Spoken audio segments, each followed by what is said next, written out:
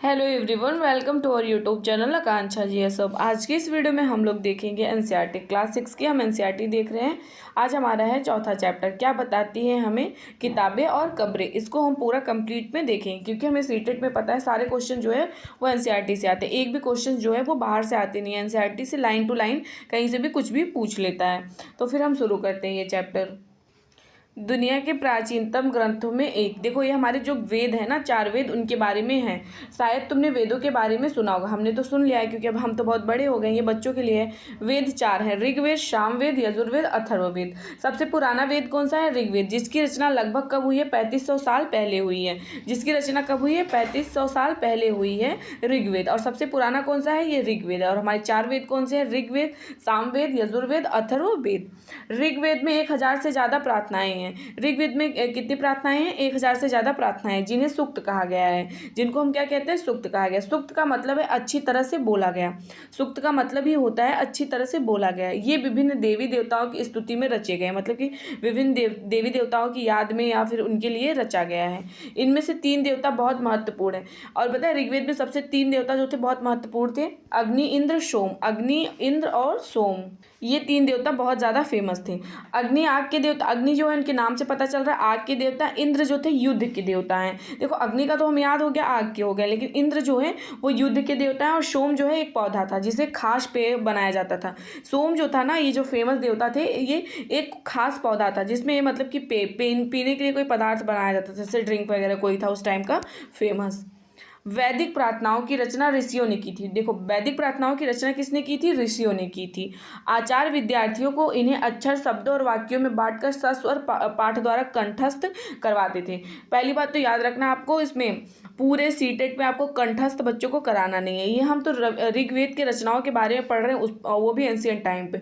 उस टाइम पे क्या होता था? लिखवाया नहीं जाता था, उन्हें सिर्फ सस्वर पाठ कराया जाता था। मतलब कि जो टीचर थे वो बोलते थे, उसके बाद से बच्चे भी वही बोल के याद करते थे, कंठस्थ करवाया जाता था। अधिकांश सूक्तों के रचयिता सीखने और सिखाने वाले पुरुष थे। देखो अधिकांश सूक्तों की जो रचयिता थे ना, सीखने और सिखाने वाले वो पुरुष थे। अधिकांश मतलब कुछ कुछ महिलाएं भी थी, मतलब ये कहा जा रहा है, लेकिन ज़्यादातर पुरुष थे। कुछ प्रार्थनाओं की रचना महिलाओं ने भी की थी। कुछ प्रार्थना जो थे उसकी रचना किसने की थी? महिलाओं ने भी की थी। ऋग्वेद की भाषा प्राकृतिक या संस्कृत वैदिक संस्कृत कहलाती है। देखो ऋग्वेद की भाषा क्या कहलाती है? प्राकृतिक संस्कृत या वैदिक संस्कृत कहलाती है। ऋग्वेद की भाषा प्राकृतिक संस्कृत या वैदिक संस्कृत कहलाती है। तुम स्कूल में जो संस्कृत पढ़ती हो उससे यह भाषा थोड़ी भिन्न है। हम अभी नॉर्मल संस्कृत पढ़ते हैं ना, तो ये भाषा जो है उससे भिन्न है। देखो यहाँ से देख लेते हैं, यहाँ से क्वेश्चंस आते हैं। संस्कृत और अन्य भाषाएं। संस्कृत भारोपीय मतलब भारत यूरोपी भाषा का परिवार का हिस्सा है। भारत की कई भाषाएं जैसे असमिया हो गई, गुजराती, हिंदी, कश्मीरी, सिंधी, एशियाई भाषाएं, फारसी, यूरोप की बहुत सी भाषाएं जैसे अंग्रेजी, फ्रांसीसी, जर्मन, यूनानी, इतालवी, स्पेनिश आदि इसी परिवार से जुड़ी हुई है। कौन सी परिवार से जुड़ी हुई हैं? भारोपीय परिवार से जुड़ी हुई हैं। इन्हें एक भाषा परिवार इसलिए कहा जाता है क्योंकि आरंभ में इनमें कई शब्द एक जैसे। देखो इन्हें एक भाषा परिवार इसलिए कहा जाता है क्योंकि जो इनके भाषा थे सेम। जैसे अब एक परिवार के हम लोग तभी कहे जाएंगे ना जब हम मतलब कुछ ना कुछ हमारे पेरेंट्स से हमारा मिलता रहेगा, हमारे ग्रैंडफादर मदर से। तो इस तरह से उदाहरण के लिए मातृ संस्कृत में है, माँ हिंदी में है, मदर अंग्रेजी में। देखो ये मिल रहा है ना, मातृ हम बोलते हैं संस्कृत में, माँ हम हिंदी में बोलते हैं, मदर हम अंग्रेजी में। तो ये सब मिल रहे हैं ना, एक ही फैमिली के हो गए। ये सारे जो हैं एक ही फैमिली के हो गए। अब उपमहाद्वीप में दूसरे भाषा परिवार को भी भाषाएं बोली जाती। देखो उपमहाद्वीप में दूसरे भाषा परिवार की भी भाषाएं बोली जाती। उदाहरण के लिए पूर्वोत्तर प्रदेश में तिब्बत बर्मा परिवार की भाषाएं बोली जाती। याद रखना, पूर्वोत्तर प्रदेश में कौन सी भाषा बोली जाती है? तिब्बत वर्मा परिवार की भाषा बोली जाती है। तमिल, तेलुगु, कन्नड़ और मलयालम द्रविड़ भाषा परिवार का भाषा है। द्रविड़ भाषा कौन आते हैं? द्रविड़ भाषा में आते हैं तमिल, तेलुगु, कन्नड़, मलयालम, ये सब द्रविड़ भाषा परिवार में आती है। जबकि झारखंड और मध्य प्रदेश के कई हिस्सों में बोली जाने वाली भाषाएं ऑस्ट्रो एशियाटिक परिवार से जुड़ी हुई हैं। हम जिन किताबों को पढ़ते हुए लिखी और छापी गई हैं। देखो हम जो किताब पढ़ते हैं ना वो लिखी और छापी गई हैं। ऋग्वेद का उच्चारण किया जाता था, जैसे भी हमने आपको बताया था कि ऋग्वेद का उच्चारण किया जाता था, श्रवण किया जाता था, ना कि पढ़ा जाता था। देखो क्या होता था, ऋग्वेद को सबसे पहले कोई होते थे उस टाइम पे ऋषि, वो उसका उच्चारण करते थे, फिर जो बालक होते थे वो याद करते थे और उनको मतलब पढ़ते नहीं थे। रचना के कई सदियों बाद इसे पहली बार लिखा गया था। बहुत टाइम के बाद इसको लिखा गया था। इसे छापने का काम तो मुश्किल से 2 200 साल पहले हुआ। देखो इसको लिखा तो मतलब कई साल सदियों पहले हुआ था, लेकिन इसे छापने का काम मुश्किल से 200 साल पहले हुआ है। इतिहासकार ऋग्वेद का अध्ययन कैसे करते हैं? इतिहासकार देखो ऋग्वेद का अध्ययन कैसे करते हैं? इतिहासकार पुरातत्ववेताओं की तरह अतीत के बारे में जानकारी इकट्ठी करते हैं, लेकिन भौतिक अवशेषों के अलावा वे लिखित स्रोतों का भी उपयोग करते हैं। चलो देखते हैं कि ऋग्वेद का अध्ययन कैसे करते हैं। ऋग्वेद के कुछ सूक्त वार्तालाप के रूप में है, मतलब वार्तालाप मतलब कम्युनिकेशन के रूप में, बात करने के लिए। विश्वामित्र नामक ऋषि और देवियों के रूप में पूजित दो नदी व्यास और सतलुज के बीच यह संवाद एक ऐसी ही सूक्त का अंश है। देखो इस बार जो एग्जाम हुआ था पेट का 2023 का, आपसे यही क्वेश्चन पूछता है कि विश्वामित्र और किनके बीच, मतलब कि कौन सी नदियों के बीच में बात हुआ था।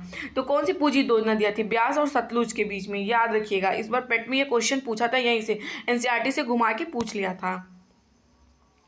ऋग्वेद की पांडुलिपि का एक पन्ना। देखो पांडुलिपि मैंने आपको पहले बता दिया, पांडुलिपि से क्वेश्चन आना एकदम पक्का है। भुर्ज वृक्ष की छाल पर लिखी यह पांडुलिपि कश्मीर में पाई गई थी। लगभग 150 वर्ष पहले ऋग्वेद को सबसे पहली बार छापने के लिए इसका उपयोग किया गया था। इसी पांडुलिपि को देखकर अंग्रेजी में अनुवाद तैयार किया गया। यह पांडुलिपि पूरे महाराष्ट्र के एक पुस्तकालय में रखी हुई है। विश्वामित्र और नदियों के बारे में देख लेते हैं थोड़ा सा।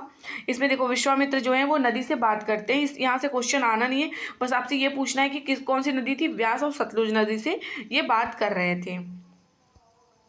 मवेशी, घोड़े और रथ देखते हैं। देखो यहाँ से भी क्वेश्चन आते हैं। ऋग्वेद में मवेशी, बच्चों, खासकर पुत्रों और घोड़ों की प्राप्ति के लिए अनेक प्रार्थनाएं हैं। मतलब कि ऋग्वेद में मवेशी हो गए और बच्चों में खासकर पुत्रों के लिए घोड़ों की प्राप्ति के लिए बहुत सारी प्रार्थनाएं। घोड़ों में लड़ाई, देखो घोड़ों को लड़ाई में रथ खींचने के काम में लाया जाता था। इन लड़ाइयों में मवेशी जीत कर लाए जाते थे। इन लड़ाइयों में क्या होता था? मवेशियों को जीत कर लाया जाता था। लड़ाइयाँ जो थी वैसे ज़मीन के लिए भी लड़ी जाती थी, जहाँ अच्छे चारागाह हो या जहाँ पर मतलब जो जैसी जल्दी फसल तैयार होने वाले ज़मीन हो। मतलब कि ऐसा ज़मीन के लिए ऐसी लड़ाई होती थी जहाँ पे मतलब कि अच्छा चारागाह हो और या फिर ऐसा ज़मीन जैसे जलोढ़ मिट्टी हो गई, भारत में सबसे ज़्यादा उपजाऊ है तो उपजाऊ वाली ज़मीन, और वैसी ज़मीन मतलब कि जहाँ पे जौ जल्दी से तैयार हो जाए, कोई भी फसल जल्दी तैयार हो जाए, फसलों को उपजाया जा सकता हो। कुछ लड़ाइयाँ पानी के स्रोतों और लोगों को बंदी बनाने के लिए भी लड़ी जाती थी। युद्ध में जीते गए धन का कुछ भाग सरदार रख लेते थे तथा कुछ हिस्सा पुरोहित को दे दिया जाता था। शेष धन आम लोगों में बांट दिया जाता था। कुछ धन यज्ञ करने के लिए भी प्रयुक्त होता था। यज्ञ की आग में आहुति दी जाती थी। ये आहुतियाँ देवी देवताओं को दी जाती थी। घी, अनाज और कभी कभी जानवरों को भी आहुति दी जाती थी। अधिकांश पुरुष इन युद्धों में भाग लेते थे। देखो अधिकांश पुरुष जो थे इन युद्धों में भाग लेते थे। कोई अस्थायी सेना नहीं होती थी, इनकी कोई अस्थायी सेना नहीं होती थी, लेकिन लोग सभाओं में मिलते जुलते रहते थे और युद्ध और शांति के विषय में सलाह मशवरा करते रहते थे। मतलब कि कोई इनकी अस्थायी सेना थी नहीं, लेकिन ये लोग सभाओं में मिलते जुलते रहते थे, युद्ध और शांति के विषय में, मतलब कि अपने राज्य का कैसे साम्राज्य को बढ़ाना है उसके लिए बातें करते रहते थे। यहाँ ऐसे लोगों का अपना सरदार चुनते थे जो बहादुर और कुशल योद्धा। ये लोग ऐसे लोगों को अपना सरदार चुनते थे जो बहादुर भी हों और कुशल योद्धा भी हों। लोगों की विशेषता बताने वाले शब्द, इसको देखिए हम डेली वीडियोस तो नहीं बना पा रहे हैं क्योंकि हॉस्पिटल में अभी मेरी मम्मी एडमिट है, तो थोड़ी तबीयत ख़राब है उनकी, बहुत मतलब थोड़ी क्या बहुत ज़्यादा ब्रेन का उनका सर्जरी है, तो उस तरह से मैं वीडियो बना नहीं पाती। जब मुझे टाइम मिलता है तो मैं टाइम निकाल के बनाती हूँ, क्योंकि हॉस्पिटल में मुझे ही रहना होता है, तो जैसे टाइम मिलता है तो मैं बनाने लगती हूँ। तो फिर वीडियो एक आध दिन के गैप करके आएंगे, कुछ दिन के बाद अगर हम घर चले जाएंगे तो फिर डेली आएगा। देखो लोगों की विशेषता बताने वाले शब्द, लोगों का वर्गीकरण काम, भाषा, परिवार या समुदाय, निवास स्थान या सांस्कृतिक परंपरा के आधार पर किया जाता रहा है। ऋग्वेद में लोगों की विशेषता बताने वाले कुछ शब्दों को देखो ऐसे दो समूह जिनका वर्गीकरण काम के आधार पर किया गया, मतलब ऐसे दो समूह थे जिनका वर्गीकरण काम के आधार पर किया गया था। पुरोहित, जिन्हें कभी कभी ब्राह्मण कहा जाता, पुरोहित जो हैं जिन्हें कभी कभी ब्राह्मण भी कहा जाता था। देखो ऐसे आपसे लाइन में पूछ लेता है, तरह तरह के यज्ञ और अनुष्ठान करते थे। ये लोग क्या करते थे? तरह तरह के यज्ञ और अनुष्ठान करते थे। दूसरे लोग जो कौन थे? वो राजा थे। ये राजा वैसे नहीं थे जिनके बारे में तुम बाद में पढ़ोगे, जैसे हम अभी पढ़ेंगे अकबर के बारे में हो गया, महाराणा प्रताप के बारे में हो गया और बहुत से राजाओं के बारे में हो गया। वो उस तरह के राजा नहीं थे जैसे अभी इस टाइम पे हैं इस चैप्टर में। ये ना तो बड़ी राजधानी और महलों में रहते थे और ना इनके पास सेना थी, ना ही ये कर वसूलते थे। प्रायः राजा की मृत्यु के बाद उसका बेटा अपने आप ही शासक नहीं बन जाता था। अभी हमने देखा वो लोग ऐसे लोगों को को अपना सरदार चुनते थे जो कुशल होते थे और मतलब बहादुर भी होते थे, और राजाओं की तरह नहीं, मतलब कि राजा के बेटा के बाद तुरंत राजा नहीं बन जाएगा उसका बेटा, ऐसा नहीं था। ना इनके पास राजधानी थी, ना ये लोग महलों में रहते थे, ना इनके पास कोई अस्थायी सेना थी, और ना इनको कर वसूलने का अधिकार था। जनता या पूरे समुदाय के लिए दो शब्दों का इस्तेमाल होता था। जनता या पूरे समुदाय के लिए दो शब्दों का इस्तेमाल होता था। एक था जन, जिसका प्रयोग हिंदी और अन्य भाषाओं में आज भी होता है। दूसरा था विस, जिसे वैश्य शब्द से निकला है। पहला कौन सा था? देखो, जनता और समुदाय के लिए दो शब्द का इस्तेमाल होता था। याद रखिएगा, क्वेश्चन आपसे कुछ भी पूछ सकता है और आप प्रीवियस ईयर देखेंगे तो आपको खुद पता चल जाएगा। एक था जन, जिसका प्रयोग हिंदी और अन्य भाषाओं में आज भी होता है। दूसरा था विस, जिसे वैश्य शब्द से निकला है। इस विषय पर तुम अध्याय 6 मतलब चैप्टर 6 में पढ़ेंगे। ऋग्वेद में विस और जनों के नाम मिलते हैं। ऋग्वेद में विस और जनों के नाम मिलते हैं, इसलिए हमें पुरुजन या विस, भारत जन या विश, यदुजन या विश जैसी कई उल्लेख मिलते हैं। जिन लोगों ने इन प्रार्थनाओं की रचना की वो कभी कभी खुद को आर्य कहते थे। जिन लोगों ने इस प्रार्थना की रचना की है ना, वो खुद को क्या बोलते थे? आर्य कहते थे। तथा अपने विरोधियों को दास या दस्यु कहते थे। अपने विरोधियों को ये लोग दास या दस्यु कहते थे। दस्यु वो लोग थे जो यज्ञ नहीं करते थे, मतलब दस्यु वो लोग जो थे जो यज्ञ नहीं करते थे और शायद दूसरी भाषा बोलते थे, शायद ये दूसरी भाषाएं बोलते थे। बाद के समय में दास स्त्रीलिंग, मतलब कि दास जो है ये पुरुष है, फिर स्त्रीलिंग इसका क्या हुआ? दासी। का मतलब गुलाम हो गया, मतलब कि दास दासी का मतलब क्या इन्होंने बना दिया? गुलाम बना दिया। दास वे स्त्री और पुरुष होते थे जिन्हें युद्ध में बंदी बनाया जाता था, मतलब कि क्या होता था, उनके मालिक की जायदाद माना जाता था। वो पहली बात तो ये क्या कर लेते थे, युद्ध में अगर बंदी बना के लाते थे तो ये माना जाता था कि ये मालिक की जायदाद है। जो भी काम मालिक चाहते थे वो सब वो करते थे। मालिक चाहे जो काम था वो करवा लेते थे उनसे। जिस युग में महाद्वीप के उत्तर पश्चिम में ऋग्वेद की रचना हो रही थी, उसी समय दूसरी जगहों पर एक अलग अलग तरह का विकास हो रहा था। देखो वहाँ पे क्या हो रहा था, मतलब कि उस टाइम पे अलग अलग जगहों पे क्या हो रहा था। खामोश प्रहरी कहानी महापाषाणों की, इसको देखते हैं। ये शिलाखंड महापाषाण, यानी महा मतलब बड़ा, पाषाण मतलब पत्थर, मैंने आपको और सारे चैप्टर्स में समझा दिए हैं, नाम से जाने जाते थे। ये पत्थर जो है दफन करने की जगह पर लोगों द्वारा बड़े करीने से लगाए गए थे। मतलब करीने से का मतलब है कि बहुत अच्छे तरीके से लगाए गए थे, जहाँ पे लोगों को दफन किया जाता था, मतलब दफनाया जाता था। महापाषाण कब्रें बनाने की प्रथा लगभग, देखो महापाषाण से में कब्रें बनाने की प्रथा कब स्टार्ट हुई? 3000 साल पहले स्टार्ट हुई है, ये याद रखिएगा। यह प्रथा दक्कन, दक्षिण भारत, उत्तर पूर्वी भारत और कश्मीर में प्रचलित थी। यह प्रथा दक्कन, दक्षिण भारत और पूर्वी भारत और कश्मीर में प्रचलित थी। कुछ महत्वपूर्ण महापाषाण पुरास्थल मानचित्र 2 में दिखाए गए। कुछ महापाषाण जमीन के ऊपर ही दिख जाते थे और कुछ महापाषाण जो थे वो जमीन के भीतर में दिखते थे। ये देखिए, ये जो अभी हमने बात की थी जिस चित्र की। कई बार पुरातत्वविदों को गोलाकार सजाए हुए पत्थर मिलते हैं, कई बार अकेला खड़ा हुआ पत्थर मिलता है। यही एकमात्र प्रमाण है जो जमीन के नीचे कब्रों को दर्शाते हैं। इन सब कब्रों में कुछ समानताएं। समानता मृतकों को खास किस्म के मिट्टी के बर्तनों के साथ दफनाया जाता था, जिन्हें काले लाल मिट्टी के बर्तन, ब्लैक एंड रेड वेयर के नाम से जाना जाता था। देखो, इन सब कब्रों में कुछ समानताएं हैं। समानता मृतकों को कुछ खास किस्म के मिट्टी के बर्तनों के साथ दफनाया जाता था, जिनमें काले लाल मिट्टी के बर्तन थे, जैसे ब्लैक एंड रेड वेयर के नाम से जाना जाता था। इनके साथ ही मिले हैं, मतलब इनके साथ में ही मिले लोहे के औजार और हथियार, घोड़े के कंकाल और सामान तथा पत्थर और सोने के गहने भी मिले हैं लोगों के साथ। इन लोगों का मानना था कि बाद में भी जीवन है, ऊपर जाएंगे तो लोग क्या करेंगे। लोगों की सामाजिक असमानताओं के बारे में पता करना। देखो, पुरातत्वविद यह मानते हैं कि कंकाल के साथ पाई गई चीज़ों मरे हुए व्यक्ति की ही रही होगी। कभी कभी एक कब्र की तुलना में दूसरी कब्र में ज़्यादा चीज़ें मिलती हैं, मतलब जैसे एक कब्र हो गया और ये 2, इसमें कभी थोड़ा कम चीज़ मिला, इसमें कुछ ज़्यादा ही मिल गया, मतलब ये पुरातत्वविद बताते हैं। यहाँ एक व्यक्ति की कब्र में 33 सोने के मनके और शंख पाए गए। कहाँ पे? ब्रह्मगिरी जो है ना, वहाँ पे क्या हुआ था, यहाँ पे एक व्यक्ति का कब्र था, उसके साथ 33 सोने के मनके और शंख पाए गए। दूसरे कंकालों के पास सिर्फ कुछ मिट्टी के बर्तन पाए गए हैं।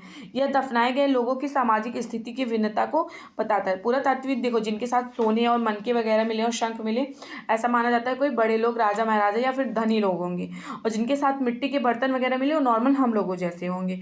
तो ये पुरातत्वविद बताते हैं कि इनकी सामाजिक स्थिति भिन्नता को यह दर्शाता है।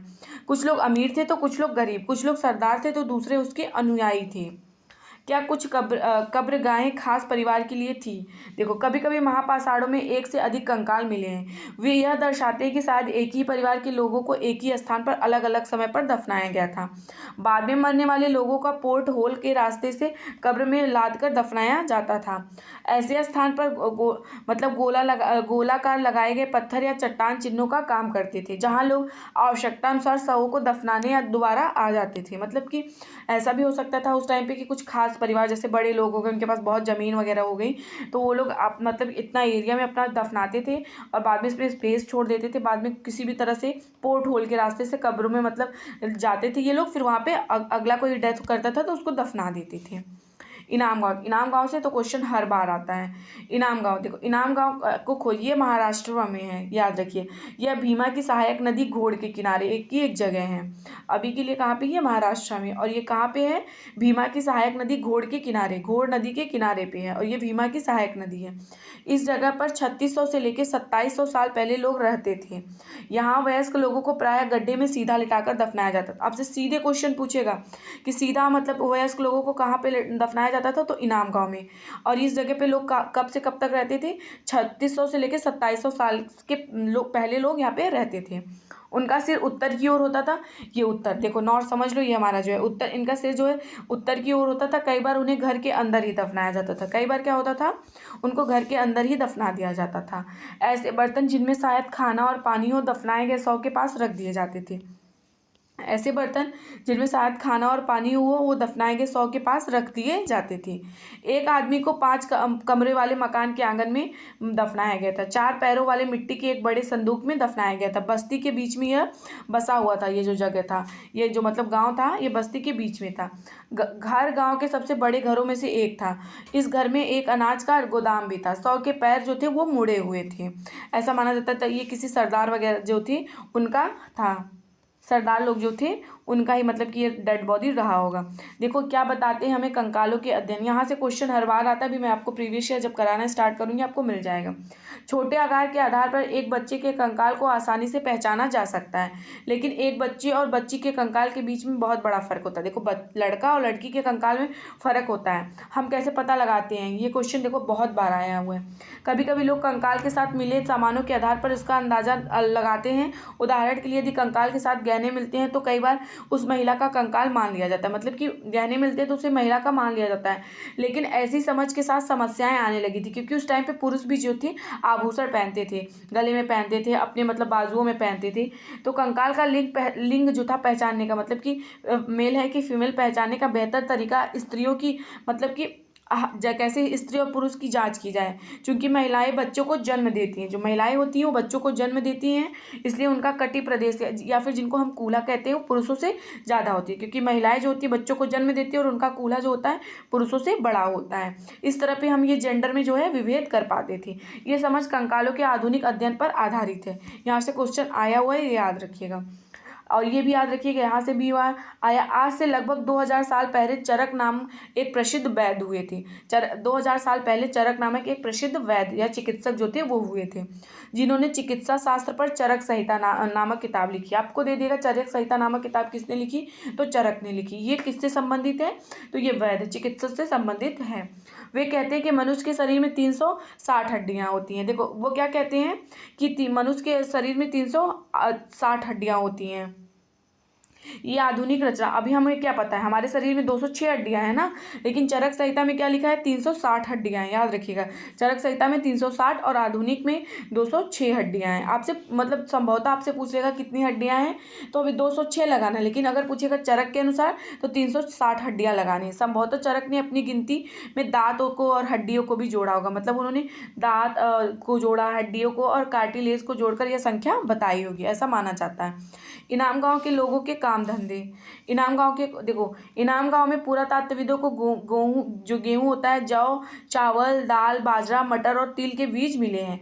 कई जानवरों की हड्डियां भी मिली हैं। कई हड्डियों पर काटने के निशान से यह अंदाजा होता है कि लोग इन्हें खाते होंगे। गाय, बैल, भैंस, बकरी, घोड़ा, कुत्ता, सूअर, चितकबरा, हिरण, कृष्णमृग, खरहा, नेवला, चिड़िया, घड़ियाल, कछुआ, केकड़ा और मछलियाँ की हड्डियाँ भी पाई गई। ये सारे याद रखना नाम। ऐसे साक्ष्य मिले कि बेर, आंवला, जामुन, खजूर और कई तरह की रसभरियाँ भी एकत्र की जाती थी। वहाँ के लोग जो थे कई तरह की रसभरियाँ जो थी एकत्र करते थे। देखो अन्यत्र से क्वेश्चन आता है, एटलस में आपको चीन को ढूंढने के लिए दे रहा है। लगभग 3500 साल पहले हम यहाँ की लेखन कला के सबसे पुराने उदाहरण पाते हैं। ये चीन का लेखन है। यह जानवरों की हड्डियाँ पर लिखा गया था। इन्हें भविष्यवाणी करने वाली हड्डियाँ कहा जाता था। मतलब कि ये जानवरों की हड्डियों पर लिखा गया था और इसको भविष्यवाणी करने वाली हड्डियाँ कहा जाता था, क्योंकि यह मान्यता था कि ये भविष्य बताती हैं। राजा लोग लिपिकारी से इन हड्डियों पर सवाल लिखवाते थे। क्या ये लोग मतलब युद्ध जीतेंगे, कैसी फसल होगी, उन्हें पुत्र होंगे या नहीं। फिर इन हड्डियों को आग में डाल दिया जाता था तथा इनमें गर्मी से चटक कर दरारें पड़ जाती थी। भविष्यवक्ता जो थे इन दरारों को बड़े ध्यान से देखकर भविष्यवाणी करने की कोशिश करते थे। जैसा शायद तुम सोच भी रही होगी कि ये भविष्यवक्ता कभी कभी गलती भी तो किया करते होंगे। ये राजा शहरों में महल बनाकर रहते थे। उन्हें बेशुमार दौलत मतलब इकट्ठा कर ली जाती थी, जिनमें बड़े बड़े नक्काशी किए हुए कांसे के बर्तन भी शामिल थे, लेकिन वे लोहे का इस्तेमाल नहीं करना जानते थे। तो फिर हमारा ये चैप्टर समाप्त हो गया। महत्वपूर्ण तिथियां याद रखिएगा। वेदों की रचना का प्रारंभ कब हुआ? लगभग 3500 साल पहले। महापाषाणों के निर्माण की शुरुआत कब हुई? 3000 साल पहले। इनाम गांव में कृषकों का निवास 3600 से लेकर 2700 साल के पहले हुआ था। चरक संहिता कब लिखा गया? 2000 साल पहले, और चरक ने लिखा था। ये वैद्य से संबंधित यानी चिकित्सा से संबंधित है। तो हमारा ये चैप्टर समाप्त होता है। अगर आपको नोट्स चाहिए पूरे मतलब एसएसटी के नोट्स, वो भी हमारे 21 रुपीज़ के, तो आप ज़रूर से कमेंट करिएगा। मैं आपको व्हाट्सअप नंबर सेंड करूँगी, आपको QR कोड दूँगी, आप उस पर सेंड करिएगा और मुझे स्क्रीनशॉट दीजिएगा। मैं आपको नोट्स शेयर कर दूँगी। वीडियोज़ पसंद आए तो प्लीज़ वीडियो को लाइक करिएगा, कॉमेंट करिएगा। कॉमेंट करके ज़रूर से बताइएगा वीडियो कैसा है। थैंक यू आप लोग के सपोर्ट के लिए।